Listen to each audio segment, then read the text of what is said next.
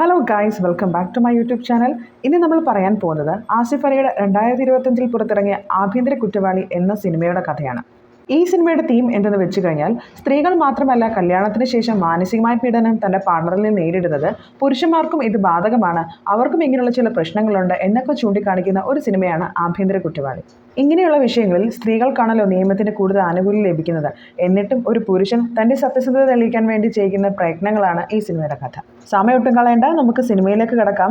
Cinema തുടങ്ങുന്നത് തന്നെ നമ്മുടെ സഹദേവന്റെയും നയനയുടെയും കല്യാണ ദിവസം കാണിച്ചുകൊണ്ടാണ്. സഹദേവൻ തന്റെ പുതിയ ജീവിതത്തെയും പുതിയ പങ്കാളിയും ഒക്കെ ഓർത്ത് വളരെ എക്സൈറ്റഡും സന്തോഷത്തോടു കൂടി തന്നെയാണ് കല്യാണ പന്തലിലേക്ക് വരുന്നത്. ഇതാണ് നയന, സഹദേവൻ കല്യാണം കഴിക്കാൻ പോകുന്ന പെൺകുട്ടി. നയനയ്ക്ക് അവളുടെ വീട്ടുകാർ സ്ത്രീധനമായി കൊടുക്കുന്നത് 100 പവനാണ്. സഹദേവനും വീട്ടുകാരും ചോദിച്ചിട്ടൊന്നുമല്ല, പക്ഷെ അവർ തന്റെ മക്കൾക്ക് കൊടുക്കുന്നതാണ്.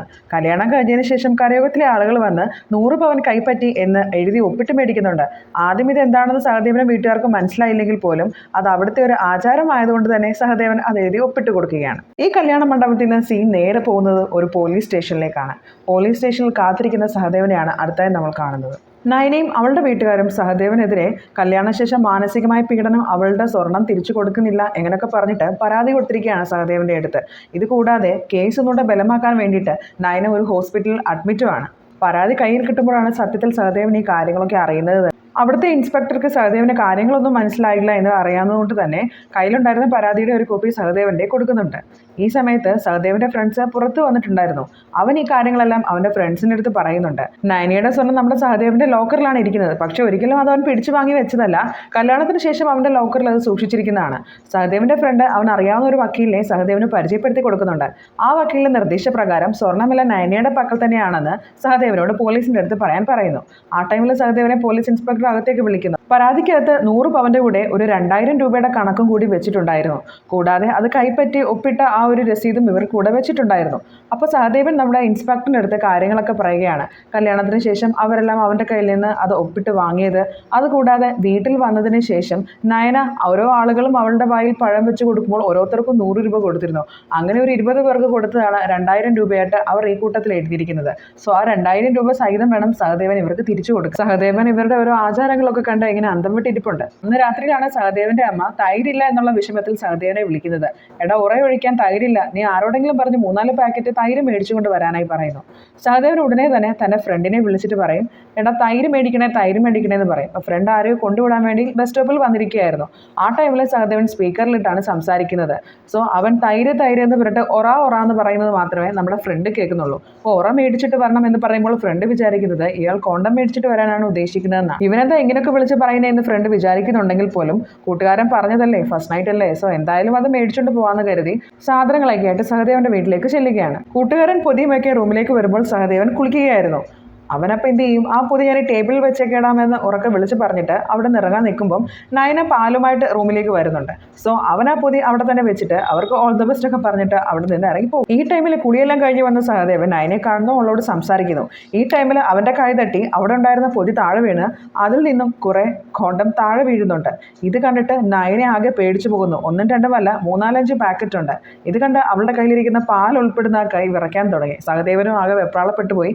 അവൾ പെട്ടെന്ന് തന്നെ പാൽ അവനെ കൊടുത്തിട്ട് ഓടിപ്പോയി കിടന്നുറങ്ങിയാണ് പേടിച്ച്. അടുത്ത ദിവസം വൈകുന്നേരം സഹദേവൻ അവന്റെ ഫ്രണ്ട്സിന്റെ കടയിലേക്ക് വരുന്നുണ്ട്. ഡ്രിങ്ക്സ് ഉണ്ടാക്കുന്ന കമ്പനിയാണത്. സോ അവിടേക്ക് വരുമ്പോൾ ഫ്രണ്ട്സ് ചോദിക്കുന്നുണ്ട് ഇന്നലെ നൈറ്റ് എങ്ങനെ ഉണ്ടായിരുന്നു എന്നൊക്കെ. പക്ഷെ സഹദേവൻ പറയുന്നത് പ്രത്യേകിച്ചൊന്നും നടന്നില്ല, ഇങ്ങനത്തെ കുറച്ച് പ്രശ്നങ്ങളൊക്കെ ഉണ്ടായതുകൊണ്ട് തന്നെ അവൾ കയറി കിടന്നുറങ്ങിയെന്ന്. ഇത് കേൾക്കുമ്പോൾ അവൻ്റെ 2 ഫ്രണ്ട്സും അവരെ കളിയാക്കുന്നുണ്ട്. നിനക്ക് ഇതിനെപ്പറ്റി വലിയ അറിവൊന്നുമില്ലേ, ഞങ്ങൾ വേണേൽ പറഞ്ഞു തരാം എന്നൊക്കെ പറയുന്നുണ്ട്. അവൻ പറയുന്നത് അതിൻ്റെ ഒന്നും ആവശ്യമില്ല, ഇന്നത്തെ ഒരു സാഹചര്യങ്ങൾ കാരണം അങ്ങനെ സംഭവിച്ചതാണ്, ഇനി ഞാൻ നോക്കട്ടെ എന്നൊക്കെ പറഞ്ഞിട്ട് സഹദേവൻ തിരിച്ച് വീട്ടിലേക്ക് പോവുകയാണ്. വീട്ടിൽ ചെല്ലുമ്പോൾ സഹദേവൻ്റെ അച്ഛൻ അവനെ ക്യാരംസ് കളിക്കാനൊക്കെ വിളിക്കുന്നുണ്ട്. ഇപ്പോൾ സമയമില്ല അച്ഛാന്ന് പറഞ്ഞിട്ട് അവൻ അകത്ത് കയറി പോകുന്നു. അത് ചെല്ലുമ്പോൾ അമ്മ പറയുന്നുണ്ട്, ആ മോൾ എൻ്റെ കൂടെ ഇത്രയും നേരം ഇവിടെ തന്നെ ഉണ്ടായിരുന്നു, ഇപ്പം മുകളിലേക്ക് കയറി പോയതേ ഉള്ളൂ, നീ അവളെ വിളിച്ചിട്ട് വാ, നമുക്ക് ഭക്ഷണം കഴിക്കാമെന്ന് പറയും. മുകളിൽ ചെല്ലുമ്പോൾ അവൾ ആരോടോ ഫോൺ വിളിച്ചുകൊണ്ടിരിക്കുകയായിരുന്നു. ഇവനെ കാണുമ്പോൾ പിന്നെ വിളിക്കാമെന്ന് പറഞ്ഞ് കട്ട് ചെയ്യുന്നു. അതിനുശേഷം സഹദേവൻ ചോദിക്കുന്നുണ്ട്, നിനക്ക് വിശപ്പുണ്ടോ, കുളി കഴിഞ്ഞിട്ട് ഞാൻ പെട്ടെന്ന് വരാം, നമുക്ക് ഒരുമിച്ച് കഴിക്കാമെന്നൊക്കെ പറയുന്നു. അങ്ങനെ അവരെല്ലാവരും ഒരുമിച്ചിരുന്ന് ഭക്ഷണമൊക്കെ കഴിക്കുകയാണ്. അന്ന് രാത്രി നയന സഹദേവൻ്റെ അടുത്ത് പറയുന്നു, നമുക്ക് അന്താക്ഷരി കളിച്ചാലോ എന്ന്. അപ്പോൾ സഹദേവൻ ആകെ ഞെട്ടുന്നു. സഹദേവന്റെ മനസ്സിൽ വേറെ കുറേ പ്ലാനുകളൊക്കെ ആണല്ലോ ഇന്ന് രാത്രിയിലത്തേക്ക്. അങ്ങനെ നയനയും സഹദേവനും അവിടെ ഇരുന്ന് അന്താക്ഷരി കളിക്കുകയാണ്. അന്താക്ഷരി കളിച്ച് ഒരു പരിധി കഴിഞ്ഞപ്പോൾ നയനയുടെ പാട്ട് കേട്ട് സഹദേവൻ കസേരയിൽ തന്നെ ഇരുന്നങ്ങ് ഉറങ്ങിപ്പോവുകയാണ്. ഈ തക്കം നോക്കി നയന ഓടിപ്പോയി കയറി കിടന്ന് ഉറങ്ങുന്നുണ്ട്. അവൻ എഴുന്നേൽക്കുന്ന മുമ്പ് കിടന്നങ്ങ് ഉറങ്ങാമല്ലോ. കുറച്ചു കഴിഞ്ഞ് ഉറക്കമുണ്ടെന്ന് സഹദേവൻ നോക്കുമ്പോൾ നയന പോത്തുപോലെ കിടന്നുറങ്ങുന്നു. പിന്നെ അവനും കൂടെ കയറി കിടന്നുറങ്ങും. അടുത്ത ദിവസം രണ്ടുപേരും കൂടെ നയനയുടെ വീട്ടിലേക്ക് പോവുകയാണ്. നയന ഒറ്റ മോളാണ്. സോ അവരുടെ വരവ് കാത്തിരിക്കുകയാണ് നയനയുടെ പേരൻസ്. വീട്ടിൽ വന്ന് ഫ്രഷൊക്കെ ആയിക്കഴിഞ്ഞ് രാത്രി സഹദേവനും സഹദേവന്റെ അമ്മായി അച്ഛനും കൂടെ സംസാരിച്ചുകൊണ്ടിരിക്കുന്ന സമയത്ത് എപ്പോൾ നിന്റെ കോപ്പറേറ്റീവ് ബാങ്കിലെ ജോലി പെർമനന്റ് ആവുമെന്ന് ചോദിക്കുന്നു. അതേതായാലും 2 മാസത്തിനകം ശരിയാവുമെന്നാണ് മാനേജർ പറഞ്ഞതെന്ന് പറയുന്നു. ഈ ടൈമിൽ പുള്ളി പറയുകയാണ്, ഒരു രണ്ടാമൊരു വരുമാനം എന്ന പോലെ നിനക്ക് ചെറിയ ബിസിനസ് സ്റ്റാർട്ട് ചെയ്തുകൂടെ? ഇവിടെ കുറെ ഏലക്കാത്തോട്ടം 3 ഏക്കർ വാങ്ങിക്കാറുണ്ട്, നിനക്കത് വാങ്ങിച്ചുടേന്ന് ചോദിക്കുന്നു. അപ്പോൾ അത്രയും കാശൊന്നും എൻ്റെ കയ്യിലില്ല എന്ന് പറയുമ്പോൾ സഹദേവന്റെ അമ്മായിച്ചൻ പറയുന്നുണ്ട്, നീ അവളുടെ സ്വർണം എടുത്ത് മറിച്ചിട്ട് വാങ്ങിക്കൂടെ എന്ന്. അത് നോക്കാമെന്നൊക്കെ പറഞ്ഞിട്ട് അവനകത്തേക്ക് ഡിന്നർ കഴിക്കാൻ വരുമ്പോഴാണ് മുകളിൽ അയ്യോ എന്നൊരു ശബ്ദം കേൾക്കുന്നത്. സഹദേവൻ ഓടി വരുമ്പം നയന ബോധം കെട്ട് കിടക്കുകയാണ്. നയനയും നയനയുടെ അച്ഛനും അമ്മയും എല്ലാവരും കൂടെ അപ്പം തന്നെ നയനയുമായിട്ട് ഹോസ്പിറ്റലിലേക്ക് പോവുകയാണ്. ബാത്റൂമിൽ നിന്ന് ഇറങ്ങിയപ്പോൾ തെന്നി വീണതാണ്. ആ വീണ ഷോക്കിൽ ബോധം പോയതാണ്. സോ ഡോക്ടർ നോക്കിയിട്ട് പറയും നല്ല പെയിൻ ഒക്കെ ഉണ്ട് എന്നാണ് ആ കുട്ടി പറയുന്നത്. അതുകൊണ്ട് തന്നെ 3-4 ദിവസത്തേക്ക് ആ കുട്ടിക്ക് നല്ല റെസ്റ്റ് വേണം.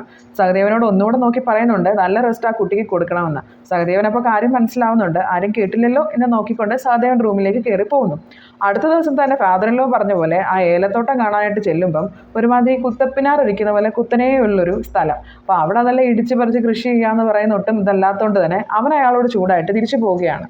പിന്നത്തെ സഹദേവൻ തന്നെ ഫ്രണ്ട്സിൻ്റെ അടുത്ത് പറയുന്നുണ്ട് അവിടെ പോയിട്ടും നടന്നില്ല, 3-4 ദിവസത്തോളം അവൾ റെസ്റ്റിലായിരുന്ന കാര്യം. അപ്പം ഫ്രണ്ട്സും സഹദേവനും ഇത് കുറച്ചുകൂടെ സീരിയസ് ആയിട്ട് സംസാരിക്കുന്നു. കാരണം കല്യാണം കഴിച്ചിട്ട് ഒരാഴ്ചയിൽ കൂടുതലായി, രണ്ടുപേരുടെ ഇടയിൽ ഒരു ഫിസിക്കൽ റിലേഷൻഷിപ്പ് അന്നില്ല. അപ്പോൾ ആ വിഷമത്തിൽ കള്ളൊക്കെ കുടിച്ചിട്ടാണ് സഹദേവൻ അന്ന് വരുന്നത്. അപ്പോൾ സഹദേവൻ്റെ അച്ഛൻ പറയുന്നുണ്ട് നമ്മുടെ മോനെ ഇല്ലാത്ത ദുശീലങ്ങളൊക്കെ തുടങ്ങിയെന്ന്. അപ്പോൾ അമ്മ പറയുന്നുണ്ട് അത് നിങ്ങൾക്ക് തോന്നിയതായിരിക്കുന്നു. അവിടെ ചെല്ലുമ്പം സഹദേവൻ്റെ ഭാര്യ നയന പറയുന്നു നിങ്ങൾക്ക് ഞാൻ 2 സർപ്രൈസ് വെച്ചിട്ടുണ്ടെന്ന്. ഒന്നെന്താണെന്ന് വെച്ച് കഴിഞ്ഞാൽ അവളുടെ ആ നീളമുള്ള മുടി അവൾ മുറിച്ച് കളഞ്ഞു. അത് അവന് സർപ്രൈസ് ആയിരുന്നില്ല കൊടുത്തത്, ചെറിയൊരു ദേഷ്യമായിരുന്നു. അവൻ ചോദിച്ചു ആരോട് ചോദിച്ചിട്ടാണ് നീ മുടി മുറിച്ചത്? ഞാൻ അമ്മയോട് ചോദിച്ചിട്ടാണ്, എൻ്റെ അമ്മയോട് ചോദിച്ചിട്ടാണ് മുറിച്ചതെന്ന് പറയും. രണ്ടാമത്തെ സർപ്രൈസ് എന്താണെന്ന് വെച്ചാൽ അവളുടെ കൂട്ടുകാരിക്ക് നെതർലാൻഡിൽ പോകാനെല്ലാം റെഡിയായി. സോ ഞാനും അവിടേക്ക് പോവുകയാണ്. അപ്പോൾ എനിക്കും അവിടെ പോയി പഠിച്ചു കഴിഞ്ഞാൽ അവിടെ തന്നെ പ്ലേസ്മെൻറ്റ് കിട്ടുമല്ലോ. അപ്പോൾ അവൻ പറയുന്നു അയ്യോ എൻ്റെ കയ്യിൽ അത്രയ്ക്ക് ക്യാഷൊന്നുമില്ല, അപ്പോൾ അതെനിക്കറിയാം, എൻ്റെ സ്വർണ്ണം ഇങ്ങനെ തന്നാൽ മതി, ഞാൻ അതും കൊണ്ട് പൊക്കോളാം എന്ന് പറയുന്നു. അപ്പോൾ സൗദയം പറയും നിൻ്റെ അച്ഛന് ഞാൻ ആ സ്വർണ്ണം പറ്റി ഏലം തോട്ടം മേടിക്കണം, നിനക്ക് ആ സ്വർണ്ണം വിറ്റ് പഠിക്കാൻ പോകണം, ഭയങ്കര പ്ലാനിങ് ആണല്ലോ എന്ന് ചോദിച്ച് സഹദേവൻ ദേഷ്യപ്പെടുന്നു. അപ്പോൾ അവൾ പറയുന്നുണ്ട് ഇല്ല എനിക്ക് പോകണം എന്ന് പറഞ്ഞ് പിടിവാശി പിടിക്കുമ്പോൾ സഹദേവൻ പറയുന്നു ഇതൊക്കെ എന്തുകൊണ്ട് കല്യാണത്തിന് മുമ്പ് പറഞ്ഞില്ല. അപ്പോൾ അവൾ പറയുന്നു ഇപ്പോഴാണ് എനിക്കിങ്ങനെ ഒരു ചാൻസ് വന്നത്, സോ അതുകൊണ്ട് ഞാൻ ഇതിനെപ്പറ്റി ആലോചിക്കുന്നതെന്ന്. അപ്പോൾ പറയും നമ്മൾ തമ്മിൽ ഒരു സിങ്ക് പോലും ആകാതെ നീ പോകുന്നതിനെ പറ്റിയാണല്ലോ പറയുന്നതെന്നൊക്കെ പറഞ്ഞ് അങ്ങോട്ടും ഇങ്ങോട്ടും ഒന്നും രണ്ടും പറഞ്ഞ് അടിയായി. നയനെ പെട്ടെന്ന് ദേഷ്യപ്പെട്ട് ഓടി വന്ന് അവിടെ ഉണ്ടായിരുന്ന കണ്ണാടിയുടെ മുന്നിൽ പോയി തലയിട്ട് ഒറ്റ അടിച്ച് ബോധം കെട്ട് അവിടെ വീഴുകയാണ്. പിന്നെ ഒരാഴ്ചയോളം നയന വീട്ടിലുണ്ടായിരുന്നു. പക്ഷെ രണ്ടുപേരും 2 മുറിയിലാണ് കിടന്നിരുന്നത്. അതിനുശേഷം ഒരു ദിവസം ഇവൻ ജോലി കഴിഞ്ഞ് വന്നപ്പോൾ നയനയുടെ അച്ഛനും അമ്മയും വന്ന് നയനെ വിളിച്ചുകൊണ്ട് പോയിരുന്നു. സോ അതാണ് ഇവർ തമ്മിൽ ലാസ്റ്റ് കണ്ട ദിവസം. അത് കഴിഞ്ഞ് ഏകദേശം ഇപ്പോൾ ഒരാഴ്ച കഴിഞ്ഞിട്ടുണ്ട്. ഇതിൻ്റെ ഇടയ്ക്ക് എപ്പോഴാണ് നയന ഹോസ്പിറ്റലിൽ അഡ്മിറ്റ് ആയത്, അല്ലാത്ത പ്രശ്നങ്ങളൊക്കെ ഉണ്ടായത് എന്നൊന്നും സഹദേവന് അറിയില്ല എന്ന് പറയുന്നു. പോലീസുകാരൻ ഇതെല്ലാം കേൾക്കുമ്പോൾ മനസ്സിലാവുന്നുണ്ട് സഹദേവൻ പറയുന്ന കാര്യങ്ങൾ സത്യമാണെന്ന്. കാരണം അയാൾ ഡെയിലി ഇങ്ങനത്തെ ഓരോരോ കേസുകൾ കാണുന്നതാണല്ലോ. അപ്പോൾ ആ സ്വർണ്ണത്തിൻ്റെ കാര്യം ചോദിക്കുമ്പോൾ സഹദേവൻ അയാളുടെ വക്കീൽ പറഞ്ഞതുപോലെ തന്നെ അത് നയനയുടെ ലോക്കലാണ് സാറെന്ന് പറയുന്നു. അപ്പോൾ സഹദേവനോട് അയാൾ പറയുന്നുണ്ട് നീ ഇത്രയും നേരം പറഞ്ഞ് ഞാൻ വിശ്വസിച്ചു, പക്ഷേ ആ സ്വർണ്ണം അത് നിൻ്റെ കയ്യിലുണ്ടെന്ന് എനിക്കറിയാം, അപ്പോൾ നീ അത് എന്തായാലും തിരിച്ച് കൊടുത്തേക്ക്, അല്ലെങ്കിൽ ഗാർഹിക പീഡനത്തിന് അവർക്ക് നിന്നെ ഈസി ആയിട്ട് അകത്താക്കാമെന്ന് പറയുന്നു. അങ്ങനെ നമ്മുടെ സഹദേവൻ കുറച്ചു നേരം ആ പോലീസ് സ്റ്റേഷനിൽ ഇരുന്ന് ആലോചിച്ചതിന് ശേഷം അവിടെ ഉണ്ടായിരുന്ന ഒരു പോലീസുകാരനോട് പറയുന്നു അതുപോലെ സ്വർണ്ണം ഞാൻ തന്നേക്കാം, എല്ലാം നമുക്ക് ഡീലാക്കാമെന്ന് പറയുന്നു. അപ്പോൾ പോലീസുകാരൻ പറയുന്നു അപ്പം ഇന്ന ദിവസം നമുക്ക് വന്നിട്ട് അതെല്ലാം തൂക്കി നോക്കി എഴുതി ഒപ്പിട്ട് ഒരു ജ്വല്ലറിയിൽ നിന്ന് മേടിക്കാമെന്ന് പറഞ്ഞിട്ട് നമ്മുടെ സഹദേവൻ്റെ നിന്ന് അവരുണ്ടെങ്കിൽ കുറച്ച് കൈക്കൂലിയൊക്കെ മേടിച്ചിട്ട് അവനെ പറഞ്ഞു മേടിക്കുകയാണ്. കംപ്ലീറ്റ്ലി ബ്രോക്കൺ ആയിട്ട് ആണ് സഹദേവൻ അവിടെ നിന്ന് ഇറങ്ങുന്നത്. കാരണം ഒരു 2 ആഴ്ച കൊണ്ട് ഒരു പുതിയ സന്തോഷമുള്ള ജീവിതം ആഗ്രഹിച്ചു വന്ന അവന് പൂർണ്ണമായും നിരാശയായ ഒരു സാഹചര്യത്തിൽ കൂടാണ് കടന്നു പോയിക്കൊണ്ടിരിക്കുന്നത്. അപ്പോൾ അവൻ്റെ ഫ്രണ്ട്സ് അവനെ വിളിച്ചുകൊണ്ട് നേരെ വീട്ടിലേക്ക് പോകുന്നുണ്ട്. പോകുന്ന വഴിക്കെല്ലാം അവൻ ബൈക്കിലിരുന്ന് കള്ള് കുടിച്ചുകൊണ്ടൊക്കെയാണ് പോകുന്നത്. അടുത്ത ദിവസം മുതൽ നമ്മുടെ സഹദേവൻ കോപ്പറേറ്റീവ് ബാങ്കിൽ ജോലിക്ക് വരുന്നുണ്ട്. എല്ലാവരും അവനെ ഒരു സഹതാപത്തോടെ തന്നെയാണ് നോക്കുന്നത്. വളരെ ഫ്രസ്ട്രേറ്റഡ് ആയിട്ട് ഇരിക്കുമ്പോഴാണ് കുറച്ച് പൊളിറ്റിക്കൽ പാർട്ടിയുടെ ആളുകൾ വന്നിട്ട് ഏതോ ഒരു സമ്മേളനത്തിന് ഇത്ര രൂപ വേണമെന്ന് പറയുന്നത്. ഒന്നാമത് അവൻ അടിമുടി തെറ്റിക്കിടക്കുകയാണ്. അയാളുടെ സംസാരം കൂടെ കേൾക്കുമ്പോൾ സഹദേവൻ ദേഷ്യം വന്നിട്ട് അയാളുടെ കുത്തിരി പിടിച്ചൊരു അടി കൊടുക്കുന്നുണ്ട്. പിന്നീട് സഹദേവൻ ഒരു പോലീസുകാരനും തൻ്റെ ഫ്രണ്ട്സിനെയൊക്കെ വിളിച്ച് ജ്വല്ലറിയിൽ കൊണ്ടുപോയി സ്വർണ്ണമെല്ലാം തൂക്കി വിറ്റ് അതെല്ലാം എഴുതി ഒപ്പിട്ടിട്ട് പിറ്റേ ദിവസം നയനയുടെ വീട്ടുകാരെ പോലീസ് സ്റ്റേഷനിൽ വിളിച്ചിട്ട് അതെല്ലാം അവിടെ കൊണ്ട് ഏൽപ്പിക്കുന്നുണ്ട്. ഇതിനിടയ്ക്ക് സഹദേവൻ നയനെ നോക്കുന്നുണ്ട്. പക്ഷെ നയന ഞാനെന്ന് പറഞ്ഞത് രാമനാരായണ എന്ന് പറഞ്ഞ സഹദേവനെ മൈൻഡ് പോലും ചെയ്യാതാണ് അവിടെ നിൽക്കുന്നത്. അങ്ങനെ അവൻ സ്വർണ്ണം കൊടുത്തുകൊണ്ട് തന്നെ അവൻ്റെ പേരുള്ള കേസിൽ ഏകദേശം ക്ലോസ് ആയി. പക്ഷെ സ്ഥിരമായി കള്ളു കുടിച്ചൊക്കെയാണ് അവൻ വീട്ടിലേക്ക് വന്നുകൊണ്ടിരുന്നത്. അത് കല്യാണത്തിന് ശേഷം അവന് കിട്ടിയ ഒരു സ്വഭാവം തന്നെയാണ്. വീട്ടുകാർക്ക് അവൻ്റെ ഒരു മാനസികാവസ്ഥ മനസ്സിലാവുന്നതുകൊണ്ട് തന്നെ അവനെ വഴക്ക് പറയുന്നതിനേക്കാളും കൂടുതൽ അവൻ്റെ ഫ്രണ്ട്സിനെയാണ് വഴക്ക് പറയുന്നത്. എടാ നീ വേണ്ടടാ അവനെ ഉപദേശിച്ച് തന്നേക്കാം, നീയും കൂടെ അവൻ്റെ കൂട്ടുന്ന കള്ളു കുടിക്കാനൊക്കെ ചോദിച്ചിട്ട് സഹദേവൻ്റെ അമ്മ അവൻ്റെ ഫ്രണ്ട്സിൻ്റെ അടുത്ത് ചൂടാവുന്നുണ്ട്. അടുത്ത ദിവസം സഹദേവനെ തൻ്റെ മാനേജർ വിളിച്ചിട്ട് നിങ്ങൾ ആ പൊളിറ്റിക്കൽ പാർട്ടിയുടെ ആളുമായിട്ട് എന്താണ് പ്രശ്നം ചോദിക്കുന്നു. അപ്പോൾ പറയുന്നു, സാറേ എനിക്ക് ഇങ്ങനെ എല്ലാ മാസവും ഒന്നും ഇത്രയും കാശ് കൊടുക്കാൻ എൻ്റെ ഇല്ല, ഞാൻ ഒന്നാമത് ഒരു ടെമ്പററി അല്ലേ എന്ന് പറയുന്നു. അപ്പോൾ അയാൾ പറയുന്നു, നിങ്ങളെ പെർമനൻ്റ് ആക്കേണ്ട ഫയൽസ് എല്ലാം ഞാൻ മുകളിലേക്ക് അയച്ചിരിക്കുകയാണ്, ഇവ വിചാരിച്ചാൽ പോലും നമുക്കത് ഇല്ലാതാക്കാൻ പറ്റും, അതുകൊണ്ട് നീ പ്രശ്നങ്ങളിലൊന്നും പോയി പെടരുത്, അതുപോലെ തന്നെ കേസുകളിൽ നിന്നൊക്കെ മാറി നിൽക്കണമെന്ന് ഉപദേശിക്കുന്നു. ഈ ടൈമിലാണ് ആക്ച്വലി നമ്മുടെ സഹദേവൻ്റെ കല്യാണം നടത്തി കൊടുത്ത മാട്രിമോണിക്കാർ 25% കാശ് അവർക്ക് കൊടുക്കാനുണ്ട് കല്യാണത്തിന് ശേഷം, അത് വാങ്ങാനായിട്ട് വരുന്നത്. അപ്പോൾ സഹദേവൻ പറയുന്നുണ്ടോ, നിങ്ങളാണല്ലേ അതിൻ്റെ ആളുകൾ, നിങ്ങളെ ഞാൻ നോക്കിയിരിക്കുകയായിരുന്നു, നിങ്ങൾക്കൊരു 25% കൂടുതൽ തരണം എന്ന് ഞാൻ വിചാരിച്ചിരിക്കുകയെന്നൊക്കെ പറയാം. ആ ടൈമിലാണ് പോസ്റ്റ്മാൻ അവർക്ക് ഒരു രജിസ്റ്റേർഡ് കത്ത് കൊണ്ട് കൊടുക്കുന്നത്. അത് നയന സഹദേവന് അയച്ച ഡിവോഴ്സ് നോട്ടീസ് ആയിരുന്നു. സോ ഈ നോട്ടീസ് കൂടെ കാണുമ്പോൾ അവർക്ക് മനസ്സിലാവും പണി പാളിയിട്ടുണ്ടെന്ന്. അവർ പറയുന്നുണ്ട്, ചേട്ടാ റിവ്യൂ ഇട്ടില്ലെങ്കിലും കുഴപ്പമില്ല, ഞങ്ങൾക്ക് 25% തന്നില്ലെങ്കിലും കുഴപ്പമില്ല, എടാ ഓടിക്കോളാന്ന് പറഞ്ഞ് രണ്ട് വഴിക്ക് പോകുന്നുണ്ട്. സഹദേവൻ്റെ കാര്യമാണ് കഷ്ടം. ഈ ഒരു മാസം കൊണ്ട് അവൻ്റെ ലൈഫിൽ എന്തൊക്കെയാണ് നടന്നതെന്ന് അവർ തന്നെ അറിയില്ല. വളരെ ഹാപ്പി ആയിട്ടിരുന്ന അവനൊരു കല്യാണം കഴിച്ചോടുകൂടി തന്നെ ഫാമിലി കോർട്ടിൽ കയറി ഇറങ്ങേണ്ട ഒരു അവസ്ഥയിലേക്ക് ചെന്നെത്തിയിരിക്കുകയാണ്. അടുത്ത ദിവസം സഹദേവൻ തൻ്റെ വക്കീലിനെ കാണാൻ പോകുന്നു. വക്കീൽ സഹദേവൻ്റെ അടുത്ത് ആ കേസ് നമ്പറിൻ്റെ ഫയലോ എന്തിൻ്റെ നമ്പറോ എന്തെങ്കിലും ഡീറ്റെയിൽസോ ഉണ്ടോ എന്ന് ചോദിക്കുന്നുണ്ട്. എന്നാൽ പോലീസുകാരൻ അയാളുടെ അടുത്ത് അത് ഫോട്ടോയൊന്നും എടുക്കണ്ടെന്ന് പറഞ്ഞുകൊണ്ട് തന്നെ സഹദേവന് അതിനെപ്പറ്റി അറിയില്ലായിരുന്നു. അപ്പോൾ തന്നെ അയാളുടെ വക്കീൽ അവരുടെ അസിസ്റ്റൻറ്റിനെ വിളിക്കുകയാണ്. അസിസ്റ്റൻ്റ് അനില വളരെ ഒരു ഗൗരവത്തോടു കൂടിയാണ് ഇവിടെ വന്ന് ഇവരോട് കാര്യങ്ങളൊക്കെ ചോദിക്കുന്നത്. അതിനുശേഷം അനില പോകുന്നുണ്ട്. അനിലയുടെ കയ്യിൽ അഡ്വാൻസ് കൊടുക്കണം, അതുപോലെ തന്നെ ഇതെല്ലാം ടൈപ്പ് ചെയ്തെടുക്കുന്നതിന് അനിലയ്ക്ക് 500 രൂപയും കൊടുക്കണം എന്ന് പറയുന്നു. അങ്ങനെ സഹദേവനും കൂട്ടുകാരനും പിന്നീട് അനിലയുടെ അടുത്ത് പോയിരിക്കുകയാണ്. അപ്പോൾ അനില ഭയങ്കര സീരിയസ് ആയിട്ടാണ് സഹദേവൻ്റെ അടുത്ത് കാര്യങ്ങൾ ചോദിക്കുന്നത്. നിങ്ങൾ അവിടെ പോയി ഫയൽ കണ്ടിരുന്നോ, അത് ചെയ്തിരുന്നില്ലേ, എന്തുകൊണ്ടത് എഴുതിയില്ല, അപ്പോൾ ഇത്ര രൂപയാണ് ഫീസ് വരുന്നത്, അതിൻ്റെ അഡ്വാൻസ് ഇത്രയാണ്, അങ്ങനെയൊക്കെ വളരെ സീരിയസ് ആയിട്ട് ഭയങ്കര ജാടയിട്ട് സംസാരിക്കുന്നത്. അപ്പോൾ തന്നെ സഹദേവൻ അഡ്വാൻസ് ഫീസായ 15,000 രൂപ അവരുടെ കയ്യിൽ കൊടുക്കുന്നുണ്ട്. കൂടാതെ 500 രൂപ അവരുടെ ടൈപ്പ് റൈറ്റിംഗ് ഫീസായിട്ടും കൊടുക്കുന്നുണ്ട്. സോ ഇവരുടെ ആ ആപ്ലിക്കേഷനും മറ്റ് ഡീറ്റെയിൽസും എല്ലാം ടൈപ്പ് ചെയ്ത് പ്രിൻ്റ് ഔട്ട് എടുത്ത് കഴിഞ്ഞിട്ട് നിങ്ങളെ വിളിക്കാമെന്ന് പറയുന്നു. അങ്ങനെ അവരവിടുന്ന് പോവുകയാണ്. പുറത്തിറങ്ങി കഴിയുമ്പോൾ സഹദേവൻ്റെ ഫ്രണ്ട് പറയുന്നുണ്ട്, ആ അഡ്വക്കേറ്റ് അനിലയ്ക്കാണല്ലോ ഇച്ചിരി ജാട കൂടുതൽ, മെയിൻ വക്കീലിന് പോലും ഇത്രയും ജാട ഇല്ലല്ലോ എന്ന്. അതൊക്കെ പറഞ്ഞിട്ട് അവർ ഓപ്പോസിറ്റുള്ള ഒരു ചായക്കടയിൽ വന്നിട്ട് 2 ചായ കുടിക്കുകയാണ്. അപ്പോൾ അവിടെ മക്കാർ ഇരിക്കുന്നതാണ്. അപ്പോൾ മക്കാറിൻ്റെ ഭാര്യയുടെ കടയാണത്, മീൻസ് രണ്ടുപേരും കൂടെ നടത്തുന്ന കടയാണ്. അപ്പോൾ അയാൾ കാശിന് വേണ്ടി വന്നിരിക്കുകയാണ്, പുള്ളിക്ക് മട്ടൻ ബിരിയാണി കഴിക്കണം. അപ്പോൾ ഇത് കേൾക്കുമ്പോൾ സഹദേവൻ പറയുന്നുണ്ട്, ഞാൻ മേടിച്ചു തരാമെന്ന്. പക്ഷെ പുള്ളി അത് മൈൻഡ് ചെയ്യുന്നില്ല. അപ്പോൾ അയാളുടെ ഭാര്യ പറയുന്നത്, അങ്ങനെ ആരെങ്കിലും കാശൊന്നും കൊടുത്താൽ പുള്ളി മേടിക്കത്തില്ല, ആരെങ്കിലും കല്യാണത്തിനൊക്കെ വിളിക്കുകയാണെങ്കിൽ പോയിരുന്നു കഴിക്കും, അല്ലെങ്കിൽ ഞാൻ കൊടുക്കണമെന്ന് പറയുകയാണ്. അപ്പോൾ അവർ ചോദിക്കുന്നുണ്ട്, നിങ്ങൾ എന്താ ഇവിടെ? അപ്പോൾ പറയും, ഞങ്ങൾ റെക്സ് അഡ്വക്കേറ്റിനെ കാണാൻ വന്നതാണ്, അപ്പോൾ ഇവൻ്റെ ഒരു കേസിൻ്റെ ആവശ്യത്തിന് വന്നതാണെന്ന് കൂട്ടുകാരൻ പറയും. അപ്പോൾ ആ ഉമ്മ പറയുന്നുണ്ട്, ഞങ്ങളുടെ കേസും അവിടെ തന്നെയാണെന്നുള്ളത്. അപ്പോൾ സഹദേവൻ ചോദിക്കുന്നത് ഏത് കേസാണെന്ന് ചോദിക്കുമ്പോൾ ആ ഫ്രണ്ട് പെട്ടെന്ന് പതുക്കെ പറഞ്ഞത്, ഞാൻ നിനക്ക് പിന്നെ പറഞ്ഞുതരാമെന്ന് പറഞ്ഞിട്ട് അവരുടെ കയറി പോവുകയാണ്. അപ്പോൾ ആ ഉമ്മ വിഷമത്തോടെ നമ്മുടെ മക്കാറിനെ നോക്കുന്നുണ്ട്.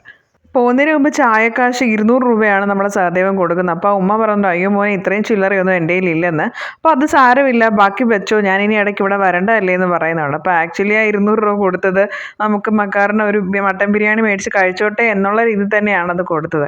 പോകുന്ന വഴിക്ക് സഹദേവനോട് അവൻ്റെ ഫ്രണ്ട് ആ ഉമ്മയ്ക്കും ആ ഉപ്പയ്ക്കും എന്താ സംഭവിച്ചതെന്ന് പറയുന്നുണ്ട്. അയാളുടെ മോനെ ഇവർ നല്ലപോലെ പഠിപ്പിച്ച് നല്ലൊരു നിലയിലെത്തി, അത് നല്ലൊരു ജോലി കിട്ടിക്കഴിഞ്ഞ് കല്യാണം കഴിച്ചു. കല്യാണം കഴിച്ച് കഴിഞ്ഞ് കുഞ്ഞ് ഉണ്ടായ വാർത്ത അറിഞ്ഞ് ഓഫീസിൽ നിന്ന് വീട്ടിലേക്ക് വരുന്ന വഴിക്ക് ആക്സിഡൻറ്റിൽ മരിച്ചു പോയതാണ്. അപ്പോൾ ആ സമയത്തുള്ള ഇൻഷുറൻസും ക്ലെയിംസും എല്ലാം ആ സമയത്ത് വൈഫിനാണ് കിട്ടിയിരുന്നത്. അപ്പോൾ വൈഫിന് ഇപ്പോൾ അതൊന്നും പോരാ, ഇവർ താമസിക്കുന്ന ഒരു 3 സെൻറ്റ് സ്ഥലവും വീടുമുണ്ട്, അത് അവർക്ക് കിട്ടണം. അപ്പോൾ അതിനുവേണ്ടി ആ പെണ്ണ് കൊണ്ട് കേസ് കൊടുത്തിരിക്കുകയാണ്. അതിവിടെ പോയി കഴിഞ്ഞാൽ ആക്ച്വലി ഇവർക്ക് ഒരു കിടപ്പാടം ഇല്ലാതായിപ്പോൾ തെരുവിൽ കിടക്കേണ്ടി വരും. അവർ പറയുന്നത്, ഞങ്ങളുടെ കാലശേഷം എന്തായാലും അത് നിങ്ങൾക്ക് തന്നെയാണ്, അതുവരെ അവർക്ക് അവിടെ കിടക്കാനുള്ളൊരു അവകാശം കൊടുക്കണം എന്നുള്ള രീതിയിലാണ് ഇവർ പറയുന്നത്. അപ്പോൾ അങ്ങനെ ഒരു കേസ് അവർക്കിടയിൽ നടന്നുകൊണ്ടിരിക്കുകയാണ്. അത് കേൾക്കുമ്പോൾ സഹദേവന് നല്ല വിഷമാവുന്നുണ്ട്. സഹദേവൻ വീട്ടിൽ വന്നു കഴിയുമ്പോൾ സഹദേവൻ്റെ അമ്മ കഥയല്ലിത് ജീവിതം പോലെ ഒരു പ്രോഗ്രാം എടുത്ത് കണ്ടുകൊണ്ടിരിക്കുകയാണ്. അടുത്ത ദിവസം പിന്നെയും സഹദേവൻ കോടതിയിൽ ചെല്ലുന്നുണ്ട്. അവിടെ വെച്ച് സഹദേവൻ ഒരു പുതിയ ആളെ പരിചയപ്പെടുത്തുന്നുണ്ട്, പീറ്ററിനെ. പീറ്റർ ചായക്കടയിൽ നിന്ന് ചായ കുടിച്ചുകൊണ്ടിരിക്കുമ്പോൾ അടുത്തൊരു കൊച്ച് ലേസ് വേണമെന്ന് പറഞ്ഞ് കരയുകയാണ്. അവരുടെ അമ്മ മേടിച്ച് കൊടുക്കുന്നില്ല, കാശില്ലാത്തത് കൊണ്ടാണെന്ന് തോന്നുന്നു. അപ്പോൾ ആ ടൈമിൽ പീറ്റർ ആ കുഞ്ഞിൻ്റെ കരച്ചിൽ കണ്ടിട്ട് ലേസോ ചിപ്സോ അങ്ങനെ എന്തോ മേടിച്ച് കുഞ്ഞിന് കൊടുക്കുന്നുണ്ട്. അപ്പോൾ ഇതൊക്കെ സഹദേവൻ നോട്ട് ചെയ്യുന്നുണ്ട്. ആ ടൈമിലാണ് സഹദേവൻ്റെ വൈഫ് നയനയും വീട്ടുകാരും വക്കീലും എല്ലാം കൂടെ വരുന്നത്. അവരെ കാണുമ്പോൾ സഹദേവൻ ജസ്റ്റ് ഇങ്ങനെ ഫേസ് മറച്ച് നിൽക്കും. അപ്പോൾ പീറ്റർ ഇത് ശ്രദ്ധിക്കുന്നുണ്ടായിരുന്നു. പീറ്റർ വന്ന് ചോദിക്കുന്നുണ്ട്, ഇത് ഭാര്യയാണോ കയറിപ്പോയതെന്ന്. അപ്പോൾ സഹദേവൻ പറഞ്ഞ്, എങ്ങനെ മനസ്സിലായത്? അപ്പോൾ ഞാനിതൊക്കെ ഈ കോടതിയിൽ കാര്യങ്ങളൊക്കെ കാണാൻ തുടങ്ങിയിട്ട് കുറേ നാളുകളായി, അതുകൊണ്ട് തന്നെ എനിക്കിതൊക്കെ പെട്ടെന്ന് മനസ്സിലാവുമെന്ന് പറയുകയാണ്. അപ്പം അവരുടെ വക്കീലുമായിട്ടാണ് നയനയും വന്നിരിക്കുന്നത്. നയന സഹദേവനെ കണ്ട ഭാവം പോലും മൈൻഡാക്കാതെയാണ് കയറിപ്പോയിരിക്കുന്നത്. പീറ്ററിൻ്റെ കേസ് എന്താണെന്ന് വെച്ച് കഴിഞ്ഞാൽ അയാൾ ഭാര്യയുമായിട്ട് ഡിവോഴ്സിൻ്റെ കേസാണ്. അപ്പോൾ കുഞ്ഞിൻ്റെ കസ്റ്റഡി അങ്ങനെയുള്ള കാര്യങ്ങളുമായിട്ട് കേസ് ഇങ്ങനെ നടന്നു പോയിക്കൊണ്ടിരിക്കുകയാണ്. പൊതുവെ പീറ്റർ അങ്ങനെ കേസിലൊന്നും വരില്ല, ഹോസ്പിറ്റലാണ്, അവിടെയാണ് ഇവിടെയാണെന്നൊക്കെ പറഞ്ഞിട്ട് വരാതിരിക്കുകയാണ് പതിവ്. ഇപ്പം ഒരു കൊല്ലത്തിന് ശേഷമാണ് പീറ്റർ വീണ്ടും ഹിയറിങ്ങിന് വന്നിരിക്കുന്നത്. അപ്പോൾ നമ്മുടെ നൈനയുടെ വക്കീൽ സഹദേവനെ തറപ്പിച്ച് നോക്കിക്കൊണ്ട് കോടതിയിലേക്ക് കയറി പോകുന്നുണ്ട്. ആ ടൈമിൽ പുറത്ത് പീറ്ററിൻ്റെ കുഞ്ഞുണ്ടായിരുന്നു. കുഞ്ഞ് ആക്ച്വലി അവളുടെ അച്ഛനെ കാണുമ്പോൾ നല്ലപോലെ ചിരിക്കുകയും കളിക്കുകയും ഓരോ കോപ്രായങ്ങളൊക്കെ കാണിക്കുന്നുണ്ട്. അവർ തമ്മിൽ നല്ലൊരു ബോണ്ട് ഉള്ളതുപോലെ സഹദേവനും തോന്നുന്നുണ്ട്. അകത്ത് കയറി കഴിഞ്ഞ് ഈ പീറ്ററിനെ കേസ് വന്നിട്ട് പറയുന്ന സമയത്ത് പീറ്ററിൻ്റെ എതിരെയുള്ള വക്കീൽ ഇവന് വട്ടാണ്, ഭ്രാന്താണെന്നുള്ള രീതിയിൽ കുറേ ആർഗ്യുമെൻറ്റ്സും അതുപോലെ അവൻ ശരിയല്ല എന്നുള്ള രീതിയിൽ, അതായത് കുഞ്ഞിനെ അമ്മയ്ക്ക് തന്നെ കൊടുക്കണം, പിന്നെ ഡിവോഴ്സ് വേണം എന്നുള്ള രീതിയിൽ കുറേ കള്ളത്തരങ്ങൾ പറയുകയാണ് പീറ്ററിനെതിരെ. അവന് സൈക്കിക്കാണ്, അതുപോലെ അവന് ചെറിയ വട്ടമുണ്ട്, അവൻ ഉപദ്രവിക്കും. അപ്പോൾ ഇതെല്ലാം കേട്ട് കഴിയുമ്പോഴത്തേനും ആ കൊച്ചിന് വളരെ പേടിയായി പോകുന്നുണ്ട്. അങ്ങനെ അവരുടെ കേസിൻ്റെ വിധി കഴിഞ്ഞിട്ട് പീറ്റർ വെളിയിൽ വരുന്ന ടൈമിൽ കുഞ്ഞിൻ്റെ അടുത്ത് ചെല്ലുന്നുണ്ട്. അപ്പോൾ കുഞ്ഞ് ആദ്യം കണ്ട പോലത്തെ ഒരു ഇൻട്രാക്ഷൻ അല്ലായിരുന്നു.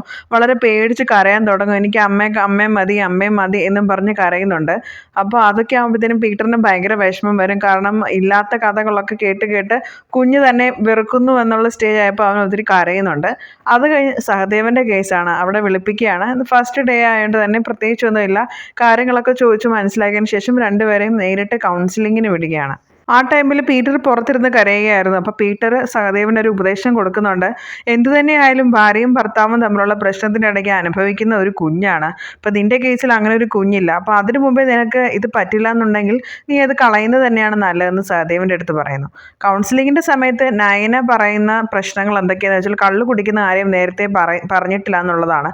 സഹദേവൻ പറഞ്ഞു, ഞാൻ അങ്ങനെ വലിയൊരു കുടിയനൊന്നും ആയിരുന്നില്ല, എൻ്റെ വീട്ടുകാർക്ക് പോലും അറിയില്ലായിരുന്നു ഞാൻ കുടിക്കുമെന്ന്. അത്രയ്ക്ക് നീറ്റായിട്ടുള്ള ഒരാളായിരുന്നു ഞാൻ. പിന്നെ അല്ലാതെ തന്നെയുള്ള ഫിസിക്കൽ റിലേഷൻഷിപ്പിലൊന്നും താല്പര്യമില്ല എന്നുള്ള രീതിയിലും നയന പറയുന്നുണ്ട്. അപ്പോൾ സഹദേവൻ പറയുന്നുണ്ട്, ഞാൻ ഒത്തിരി തവണ അപ്രോച്ച് ചെയ്തിരുന്നു, പക്ഷേ അവൾ ഓരോരോ കാര്യങ്ങൾ പറഞ്ഞ് ഒഴിഞ്ഞു പോവുകയാണ് എന്ന് പറയുന്നുണ്ട്. അപ്പോൾ അതിനെപ്പറ്റി കൗൺസിലർ ചോദിക്കുമ്പോൾ നയന പെട്ടെന്ന് പ്രത്യേകിച്ചൊന്നും പറയുന്നില്ല. അപ്പം ഫസ്റ്റ് കൗൺസിലിംഗ് ആയതുകൊണ്ട് തന്നെ കൂടുതൽ ക്വസ്റ്റ്യൻസ് ഒന്നും ചോദിക്കാതെ രണ്ടുപേരോട് ഒരു ഷേക്ക് ഹാൻഡ് കൊടുത്തിട്ട് പൊക്കോളാൻ വേണ്ടി പറയുന്നു. അടുത്ത ദിവസം അഡ്വക്കേറ്റ് റെക്സിൻ്റെ വീട്ടിലേക്ക് ആ ഉമ്മയും മക്കാറും അതുപോലെ അയാളുടെ മരുമോളും ഒക്കെ വരികയാണ്. അപ്പോൾ പുള്ളി പറയുന്നുണ്ട്, മോളെ ഞങ്ങളുടെ കാലശേഷം നിങ്ങൾ ആ വീട് എടുത്തോളൂ എന്നൊക്കെ പറയുന്നുണ്ട്. അപ്പോൾ ആ പെണ്ണ് പറയുന്നുണ്ട്, നിങ്ങൾ എന്ന് ചാവാനാണ്, ചാവുന്നവരെ വെയിറ്റ് ചെയ്യേണ്ടതെന്നൊക്കെ വളരെ റൂഡായിട്ട് ബിഹേവ് ചെയ്യുകയാണ്. പക്ഷെ അതെല്ലാം കേട്ട് ആ വക്കീലിന് പോലും ഒന്നും പറയാൻ വയ്യാതെ പുള്ളിയും ആകെ വിഷമിച്ചിരിക്കുകയാണ്. ഇതെല്ലാം കേട്ട് നമ്മുടെ ആ ഉപ്പ ഭയങ്കരമായിട്ട് വിഷമിക്കുന്നുണ്ട്. അതിനുശേഷം വെള്ളിറങ്ങിയിട്ട് പുള്ളി എന്തോ ഒരു സാധനം അയാളുടെ കുഞ്ഞിന് മേടിച്ചിരുന്നു, കൊച്ചുമോനെ. അപ്പോൾ അത് കൊടുക്കണമെന്ന് പറയുമ്പോഴത്തേനും ആ പെണ്ണ് അതെല്ലാം കൂടെ വലിച്ചെറിയുന്നുണ്ട്. ആ വലിച്ചെറിയുമ്പോൾ ആ ടൈമിൽ ഈ പെണ്ണിൻ്റെ കൂടെ ഒരുത്തൻ വന്ന ഈ മക്കാറിൻ്റെ കോളറിൽ പിടിച്ച് സംസാരിക്കുകയും അടിക്കുകയും ഉപദ്രവിക്കുകയൊക്കെ ചെയ്യുന്നുണ്ട്. ആ അടിയിൽ നിന്ന് ആ മക്കാറിനെ രക്ഷിക്കുന്ന നമ്മുടെ സഹദേവനാണ്. സഹദേവൻ വന്ന് രണ്ടുപേരെയും മാറ്റി നമ്മുടെ ഉപ്പയും കൊണ്ട് ഒരു ഹോട്ടലിലേക്ക് പോവുകയാണ്. അവിടെ പോയിട്ട് പുള്ളിക്ക് മട്ടൺ ബിരിയാണിയൊക്കെ വാങ്ങി കൊടുക്കുന്നുണ്ട്. പക്ഷേ പുള്ളിക്ക് ഒന്നും ഇറങ്ങുന്നില്ല. പുള്ളിയുടെ അവസ്ഥ വളരെ ദയനീയമാണ്. ആകെ ഉണ്ടായിരുന്ന കൊച്ചുമോനെ കാണാൻ സാധിക്കത്തില്ല. ഉള്ള കിടപ്പാടം കൂടെ പോകുന്ന അവസ്ഥയാണ്. ഉണ്ടായിരുന്നൊരു മകനും മരിച്ചുപോയി. അപ്പം ആകെപ്പാടെ ഉള്ളൊരു മാനസിക സംഘർഷത്തിലാണ്. കുറച്ച് കഴിയുമ്പോൾ സഹദേവനൊരു കോള് വരുന്നുണ്ട്. നമ്മുടെ ആ ഉപ്പയില്ലേ മക്കാർ, പുള്ളി ആത്മഹത്യ ചെയ്തു എന്ന് പറഞ്ഞ്. മക്കാറിൻ്റെ പേരിലായിരുന്നു ആ വീടും പറമ്പും എഴുതി വെച്ചിട്ടുള്ളത്. അപ്പോൾ ആണുങ്ങളുടെ പേരിലായതുകൊണ്ടാണ് മരുമോൾക്ക് അല്ലെങ്കിൽ കൊച്ചുമോന് അത് കൊടുക്കണം എന്നുള്ളൊരു നിയമമുള്ളത്. ഇപ്പോൾ പുള്ളി ആത്മഹത്യ ചെയ്തുകൊണ്ട് തന്നെ അത് ഉമ്മയുടെ പേരിലാകും. സോ ഉമ്മയ്ക്ക് ആജീവനാന്തം അവിടെ താമസിക്കാനും കഴിയും.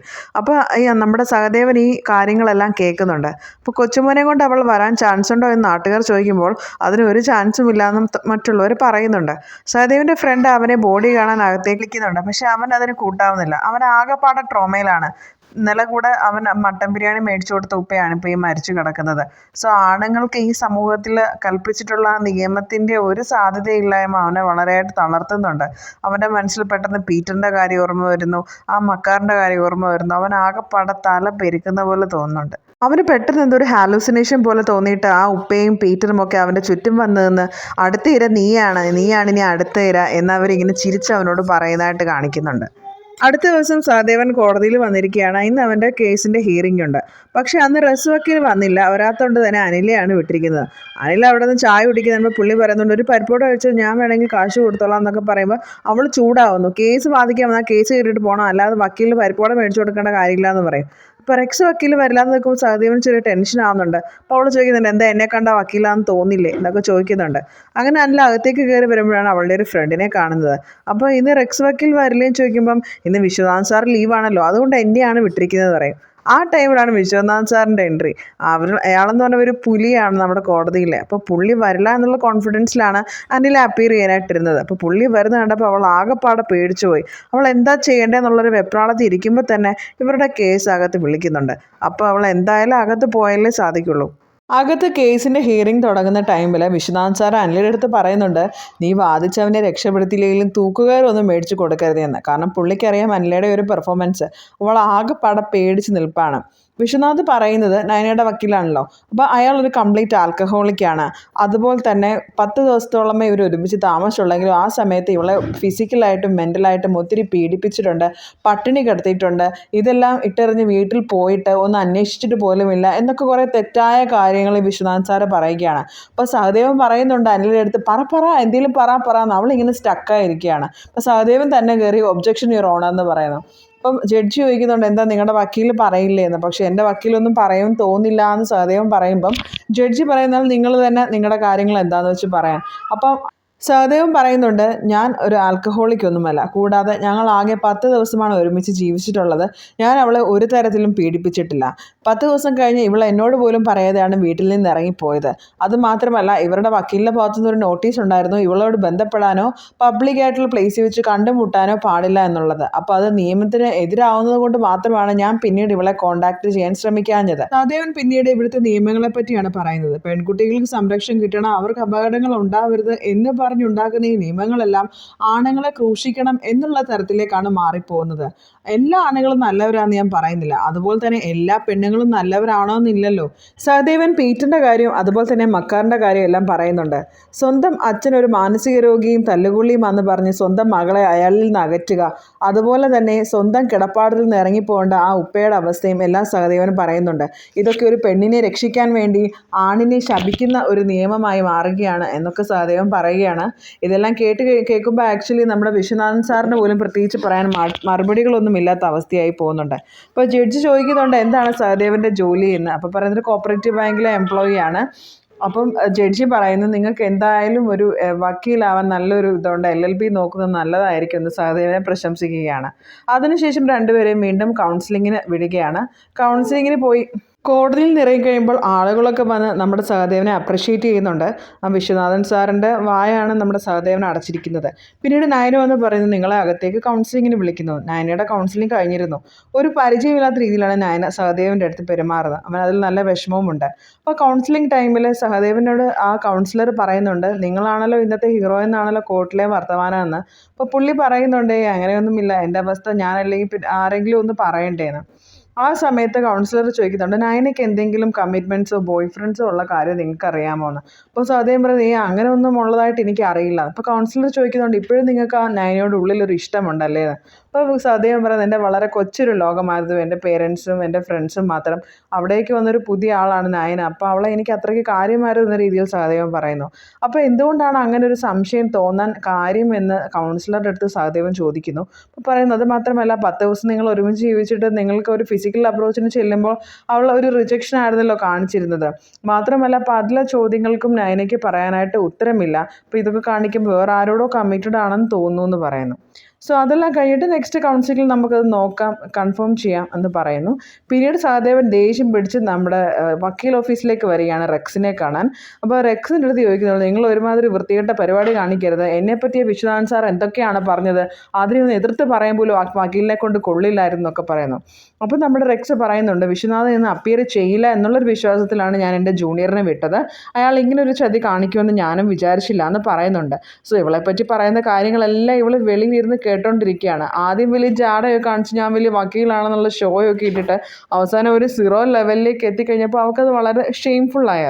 വക്കീൽ ഓഫീസിൽ നിന്ന് തിരിച്ചെത്തിയ സഹദേവൻ തൻ്റെ കൂട്ടുകാരുടെ അടുത്ത് ആ കൗൺസിലർ പറഞ്ഞ കാര്യം പറയുന്നുണ്ട്, നയനയ്ക്ക് വേറെ എന്തെങ്കിലും ബന്ധമുണ്ടോയെന്ന്.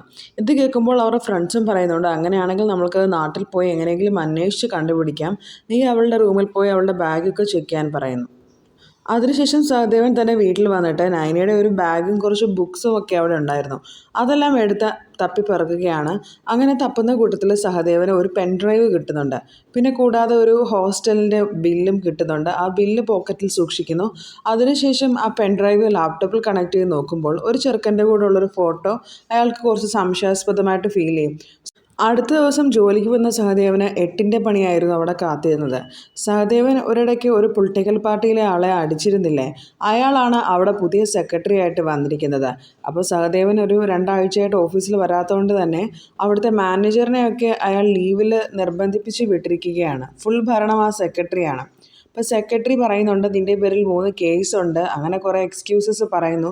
പക്ഷെ ശരിക്കുള്ള റീസൺ അയാളെ തല്ലിയത് തന്നെയാണ്. പിന്നെ നമ്മുടെ സഹദേവൻ ടെമ്പററി ആണല്ലോ, അതുകൊണ്ട് അവനെ അവിടുന്ന് ടെർമിനേറ്റ് ചെയ്യുകയാണ്. പക്ഷേ സഹദേവന് ഒന്നും റിയാക്ട് ചെയ്യാൻ പോലും പറ്റാത്തൊരു മാനസികാവസ്ഥയാണ്.